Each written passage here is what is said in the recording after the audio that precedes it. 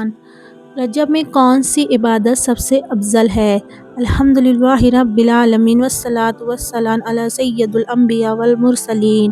ناظرین کرام، اکثر لوگ رجب آتے ہی پوچھتے ہیں کون سا روزہ رکھیں، کون سی نماز پڑھیں، کون سا عمل خاص ہے۔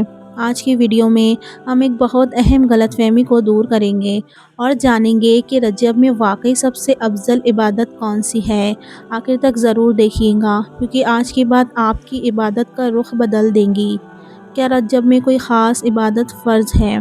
ناظرین، سب سے پہلے یہ بات سمجھ لیجئے، رجب میں کوئی خاص فرض روزہ نہیں، کوئی مخصوص لازم نماز نہیں، کوئی مقررہ عبادت سنت موقدہ نہیں۔ یہ بات علماء نے واضح کی ہے تاکہ دین میں نئی چیزیں شامل نہ ہو، لیکن اس کا مطلب یہ نہیں کہ رجب میں عبادت کی اہمیت کم ہے، بلکہ اصل عبادت کی روح یہاں سے شروع ہوتی ہے۔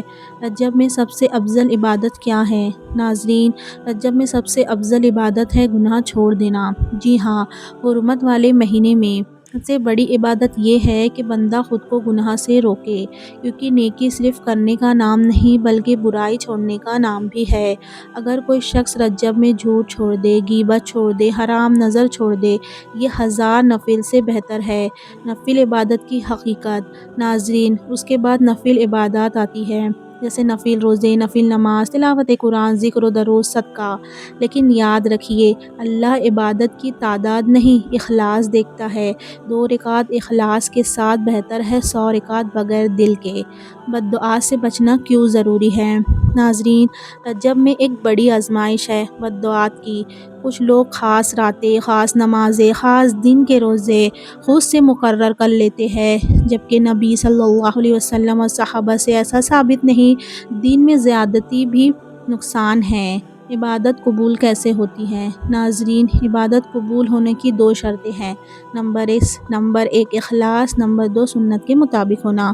اگر یہ دونوں ہوں تو تھوڑا عمل بھی بہت بڑا بن جاتا ہے۔ رجب ہمیں سکھاتا ہے کہ اللہ کو راضی کرنا ہے، لوگوں کو نہیں۔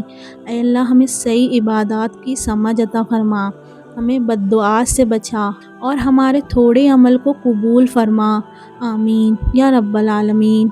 ناظرین، اگر آپ چاہتے ہیں کہ آپ کی عبادت قبول ہو تو اس ویڈیو پر عمل کریں۔ اگلی ویڈیو میں ہم بات کریں گے رجب میں گناہوں سے بچنا کیوں ضروری ہے۔